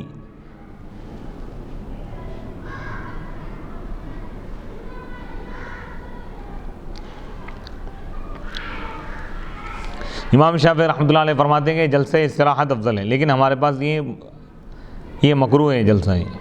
والرکعۃ الثانیۃ کالأولیٰ، اور دوسری رکعت پہلی رکعت کی طرح ہے۔ یعنی دوسری رکعت بھی کیسے ادا کریں گا جیسے پہلی رکعت ادا کرا، رکوع سجدہ وغیرہ تمام چیزیں، قرآن کی تلاوت، لیکن لا ثنا، لیکن دوسری رکعت میں ثنا نہیں پڑھیں گا، نماز کے شروع میں پہلی رکعت میں ہی ثنا پڑھیں گا، اس کے بعد ہر رکعت میں نہیں، ولا تعوذ، تعوذ بھی نہیں پڑھیں گا، ولا تعوذ، تعوذ بھی نہیں ہے، ولا رفع یدیہ، اور دونوں ہاتھوں کو بھی نہیں اٹھائے گا پہلی رکعت، دوسری رکعت میں رفع یدین نہیں ہے ہمارے پاس۔ وَإِذَا أَتَمَّ، اور جب وہ نماز کو مکمل کر لے تو افتراشا رجلہ الیسریٰ، تو اپنے بائیں پیر کو بچھا دے گا اور اس پر بائیں پیر پہ بیٹھ جائے گا، ناصباً یمناہ، سیدھے پیر کو کھڑا رکھے گا، موجہاً اصابعہ، اس کے انگلیوں کو پھیرتے ہوئے، انگلیوں کا رخ کرتے ہوئے قبلے کی طرف، واضعاً یدیہ، اپنے دونوں ہاتھوں کو رکھ دے گا علی فخذیہ، اپنے رانوں پر، موجہاً اصابعہ، دونوں ہاتھوں کو رانوں پر رکھا تو ہاتھوں کی انگلیوں کا رخ بھی قبلے کی طرف کرے گا، نحو القبلہ، قبلے کی طرف، مبسوطۃ، انگلیوں کو کھلا رکھے گا، وفیہ خلاف الشافعی، اس میں امام شافعی رحمۃ اللہ علیہ کا اختلاف ہے، وہ کہتے ہیں کہ کھلا نہیں رکھیں گا، فإن عندہ، کیونکہ ان کے پاس یعقید الخنصر، خنصر سے گرا باندھ لیں گا، والبنصری، اور بنصر سے، ویحلق الوسطیٰ والابہام، درمیانی انگلی اور انگوٹھے سے وہ بنا لیں گا، حلقہ بنا لیں گا، دائرہ بنا لیں گا، اور سبابہ یعنی شہادت کی انگلی سے اشارہ کریں گا، عند التلفظ، شہادتاً کہتے وقت، اشہد ان لا الہ الا اللہ، تشہد میں جو کہتے ہیں، اور اس جیسا ہی آیا ہے ہمارے علماء سے بھی، وَيَتَشَهَّدُ، اور وہ تشہد پڑھے گا، قبل مسعود رضی اللہ، حضرت عبداللہ بن مسعود رضی اللہ تعالیٰ عنہ سے جو منقول اور مروی اور مأثور ہے، جو تشہد یعنی التحیات للہ والصلوات والطیبات والسلام علیک ایھا النبی ورحمۃ اللہ وبرکاتہ، السلام علینا وعلی عباد اللہ الصالحین، اشہد ان لا الہ الا اللہ واشہد ان محمدا عبدہ ورسولہ، تو یہ تشہد پڑھے گا، ولا یزید علیہ فی القعدۃ الاولی، اور قاعدہ اولیٰ میں تشہد پر اضافہ نہیں کریں گا، یعنی تشہد پڑھ کے اٹھ جائیں گا، 4 رکعت والی نماز ہے، اگر 3 رکعت والی نماز ہے تو 2 رکعت مکمل ہونے پر دوسری رکعت کے سجدے کے بعد بیٹھ جائیں گا، قاعدے میں بیٹھ کر تشہد پڑھیں گا، تشہد پڑھتے ہی اٹھ جائیں گا، وَيَقْرَأُ فِيمَا بَعْدَ الْأُولَيَيْنِ الْفَاتِحَةَ فَقَطْ وَهِيَ أَفْضَلُ وَإِنْ سَبَّحَ أَوْ سَكَتَ جَازَ وَيَقْعُدُ كَالْأُولَى خِلَافًا لِلشَّافِعِيِّ فَإِنَّ السُّنَّةَ عِنْدَهُ فِي التَّشَهُّدِ الثَّانِي التَّوَرُّكُ وَهُوَ هَيْئَةُ جُلُوسِ الْمَرْأَةِ فِي الصَّلَاةِ وَهِيَ هَذِهِ، وَيَقْرَأُ، اور وہ قرآن پڑھے گا، اور وہ پڑھے گا فیما، ان رکعتوں میں جو پہلی 2 رکعت والی، یعنی پہلی 2 رکعتوں کے بعد، پہلے والی 2 رکعتوں کے بعد جو رکعت ہیں، یعنی تیسری رکعت ہے یا چوتھی رکعت ہے، اس میں کیا پڑھیں گا؟ تیسری اور چوتھی رکعت میں فرض کی صرف سورہ فاتحہ پڑھیں گے، اور ضم سورہ وغیرہ نہیں ہے، اور وہ بھی افضل ہے، یعنی پڑھنا واجب یا فرض نہیں ہے، وَإِن سَبَّحَ، اور اگر وہ سورہ فاتحہ پڑھنے کی بجائے تیسری رکعت میں یا چوتھی رکعت میں تسبیح اگر پڑھے گا، یعنی سبحان اللہ کہے گا یا خاموش رہ جائے گا، تب بھی جائز ہے، تسبیح کی مقدار بھی اگر خاموش رہا تو جائز ہے، وَيَقْعُدُ، اور وہ قاعدہ کرے گا، یعنی بیٹھے گا آخری 2 رکعت مکمل کرنے کے بعد، یعنی پہلے قاعدے کی طرح بیٹھ جائے گا، قاعدہ اولیٰ کی طرح، اس میں امام شافعی رحمۃ اللہ علیہ کا اختلاف ہے، کیونکہ ان کے پاس کیا ہے سنت تشہد ثانی میں، دوسرے تشہد میں، دوسرے قاعدے میں تورک یعنی سریین کے بل بیٹھنا یہ بہتر ہے ان کے پاس، وہ ہوا ہیئۃ جلوس المرأہ، اور وہ عورت کی بیٹھک کا انداز ہے نماز میں، وہ یہ ہے وہ طریقہ بتا رہے ہیں، والمرأۃ تجلس علی الیتہا الیسریٰ، عورت قاعدہ اولیٰ میں یا اخیرہ میں اس طرح بیٹھے گی، اپنے بائیں سریین پر بیٹھ جائے گی، مخرجاً رجلیہا، اپنے دونوں پیروں کو باہر نکالتے ہوئے، من الجانب الآخر، من الجانب الایمن، سیدھی جانب سے، فیہما، ان دونوں میں، یعنی دونوں تشہدوں میں، وَيَتَشَهَّدُ، اور وہ آدمی یعنی تشہد پڑھے گا، وَيُصَلِّي عَلَى النَّبِي، قاعدہ اخیرہ میں بھی تشہد پڑھنا واجب ہے، التحیات للہ یہ پورا تشہد پڑھیں گے. ویصلی علی النبی, تشہد پڑھنے کے بعد نبی اکرم علیہ الصلاۃ والسلام پر درود پڑھے گا, یعنی درود ابراہیم. اللہم صلی علی سیدنا محمد وعلی آل سیدنا محمد کما صلیت علی ابراہیم وعلی آل ابراہیم انک حمید مجید. اللہم بارک علی سیدنا محمد وعلی آل سیدنا محمد کما بارکت علی ابراہیم وعلی آل ابراہیم انک حمید مجید. یہ درود ابراہیم ہے, یہ پڑھے گا. ویدعو, اب درود ابراہیم پڑھنے کے بعد دعا کرے گا, دعائی الفاظ عربی میں, وہ دعائیں جو قرآن کی دعاؤں کے مشابہ ہوں یا دعائیں ماثورہ ہوں. لا کلام الناس, لوگوں کے کلام, لوگوں کے الفاظ سے مشابہت رکھنے والے نہ ہوں. یعنی قرآن اور حدیث میں جو دعائیں وارد ہیں جیسے ربنا آتنا فی الدنیا حسنہ یا کوئی اور دعا جو احادیث میں آئی ہے وہ بھی پڑھ سکتے ہیں. فلا یسأل شیئا, بس وہ ایسی چیز نہیں مانگے گا جو لوگوں سے مانگی جاتی ہے.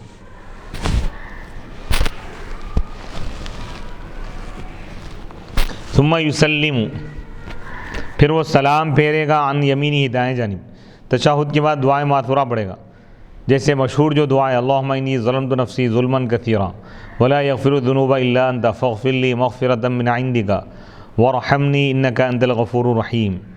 یہ پڑھے گا. پڑھنے کے بعد دائیں جانب سلام پھیرے گا السلام علیکم ورحمۃ اللہ, پھر بائیں جانب سلام پھیرے گا السلام علیکم ورحمۃ اللہ. اب یہ نماز مکمل ہوگی. بنیتی, دائیں جانب سلام پھیرے گا ان لوگوں کی نیت سے جو وہاں ہیں دائیں جانب, من البشری, لوگوں میں سے.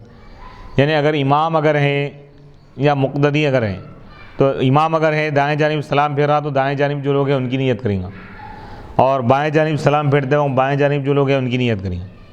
والملک, اور جو فرشتے بھی ہوتے ہیں نماز میں تو ان کے لیے بھی سلام میں ان کی نیت کرے گا. ثم عن یساری, پھر بائیں جانب سلام پھیرے گا. اسی طرح بائیں جانب پھیرتا ہو بائیں جانب جو فرشتے اور جو انسان ہیں ان کی نیت کرے گا. والمؤتم ینوی امامہ فی جانبہ وفیہما ان حاذاہ والامام بہما, ای ینوی الامام بالتسلیمتین وعند البعض الامام لا ینوی لأنہ یشیر الی القوم والاشارۃ فوق النیہ وعند البعض الامام ینوی بالتسلیمۃ الاولی والمنفرد الملک فقط. تو اب یہاں پہ نماز میں سلام پھیرنے کا طریقہ بتا رہے ہیں, نماز کا برا طریقہ اختتام پہ آ رہا ہے. اس کے بعد قرات کا بیان شروع ہوگا. آخری چیز یہ بتا رہے ہیں کہ وہ والمؤتم, مقتدی نیت کرے گا سلام پھیرتے وقت امام ہو, اپنے امام کی, فی جانب ہی, اس کی جانب میں. کوئی بالکل امام کے سامنے اگر ہے, امام کے بالکل محاذات میں, امام کے مقابل میں ہے, یعنی کوئی شخص اس طور پہ نماز پڑھ رہا ہے کہ اس کے سامنے اگر امام ہے بالکل, وہ سلام پھیرتے وقت امام کی نیت کریں گا دائیں جانب. وفیہما, اور ان دونوں میں, یعنی دونوں جانب سلام پھیرتے وقت وہ امام کی نیت کریں گا. والامام بہما, اگر امام اس کے محاذات میں اگر ہے. والامام, اور امام دونوں کی نیت کرے گا. ای ینوی الامام بالتسلیمتین, یعنی امام لوگوں کی بھی نیت کرے گا فرشتوں کی نیت کرے گا. دو سلام پھیرتے وقت بھی ہو رہا ہے. امام دائیں جانب سلام پھیرتے وقت السلام علیکم ورحمۃ اللہ کہتے وقت دائیں جانب جو لوگ نماز پڑھ رہے ہیں اس کے جو مقتدی ہیں ان کو سلام کرنے کی نیت کریں گا, اور فرشتوں کی نیت دائیں جانب جو فرشتے, اور بائیں جانب سلام پھیرتے وقت السلام علیکم ورحمۃ اللہ, اس وقت بائیں جانب جو لوگ ہیں اور جو فرشتے ہیں ان کی نیت کریں گا. وعند البعض, اور بعض لوگوں کے پاس, بعض مشائخ یعنی فقہا کے پاس یہ ہے کہ الامام, امام نیت نہیں کرے گا. لأنہ یشیر الی القوم, کیونکہ وہ قوم کی طرف اشارہ کر رہا, اور اشارہ نیت سے بڑھ کے ہے. نیت کا تعلق دل کے ارادے سے, دل سے ہے. اشارہ تو ظاہر کر دے رہا نا پورا, اس کی قوم کی طرف رخ پھیرنا, چہرہ پھیر کے سلام کرنا یہ خود کافی ہے, نہیں نیت کرنے کی ضرورت نہیں ہے. وعند البعض, اور بعض فقہا کے پاس یہ ہے الامام ینوی, کہ امام پہلے سلام میں نیت کرے گا دوسری سلام میں نہیں, اور منفرد صرف فرشتوں کی نیت کریں گے. اکیلا نماز پڑھنے والا کوئی شخص تنہا نماز پڑھ رہا, کوئی لوگ ہے ہی نہیں, نہ دائیں جانب ہے نہ بائیں جانب, تو فرشتوں کی نیت کریں گے. جو بھی فرشتے یہاں پہ موجود ہیں ان کو سلام ہوگا. تو یہ نماز کا مکمل طریقہ. باب صفت الصلاۃ, نماز کے فرائض کیا ہیں, نماز کے واجبات کیا ہیں, نماز میں رکوع کرنے کا طریقہ کیا ہے, سجدہ کرنے کا طریقہ کیا ہے, کتنی مقدار اس میں اطمینان سے سجدہ کرنا ہے, سجدے کا طریقہ کیا ہے, سجدے میں کیا کیا شرائط ہیں اور نماز کے واجبات کیا ہیں، تمام تفصیلات اس میں بیان کر دی گئی۔ تشہد، قاعدہ اولا، قاعدہ اخیرہ، پھر امام شافعی رحمۃ اللہ علیہ کا اختلاف، اور بھی مختلف چیزیں اس میں بیان کی گئی ہیں، اور نماز کے فرائض بھی بیان کیے گئے، نماز کے واجبات بیان کیے گئے، نماز کی صفت، نماز کا طریقہ بیان کیا گیا۔ یہاں سے اب قرات کا بیان ہے کہ قرات کا طریقہ کیا ہے، مسنون طریق قرات کیا ہیں وہ بھی بیان کریں گے۔ فصل قرات کیا ہے؟ مطلق قرات، قرآن یعنی نماز کی حالت میں قرآن پڑھنا فرض ہے، مطلق ایک آیت پڑھنا فرض ہے۔ اور تو باب و صفت الصلاۃ یہ مکمل ہوگا۔ اب یہاں سے ہم انشاءاللہ قرات کا بیان یہ تفصیل کے ساتھ انشاءاللہ ہم اگلی نشست میں بیان کریں گے۔ وصلی اللہ تعالیٰ علی خیر خلقہ سیدنا محمد و آلہ و اصحابہ اجمعین والحمد للہ رب العالمین۔